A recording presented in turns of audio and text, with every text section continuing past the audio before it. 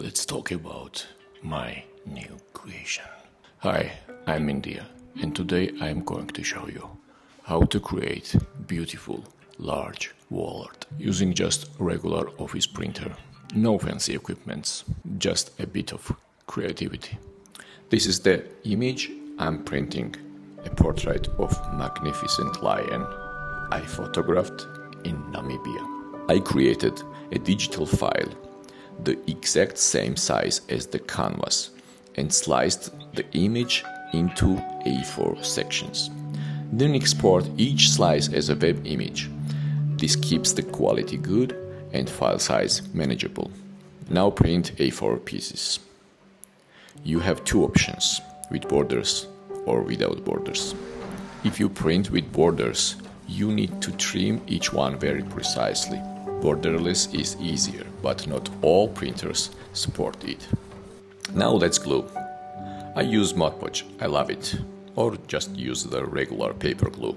First, measure the canvas and make center marks so you can align your paper accurately.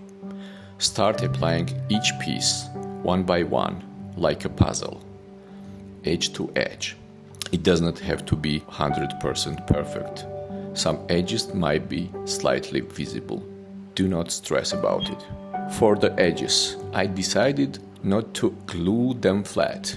Instead, I add wrinkles to give the piece more texture and volume. It gives the artwork a bit of character, and I like the result. I started this in my apartment, but for painting part I moved into my dad's studio for more space and for more brushes. Once the glue was dry, I applied a full coat of Mod Podge on the top. First, to protect the surface, especially since I'm hanging it in the kitchen. Second, to deepen colors.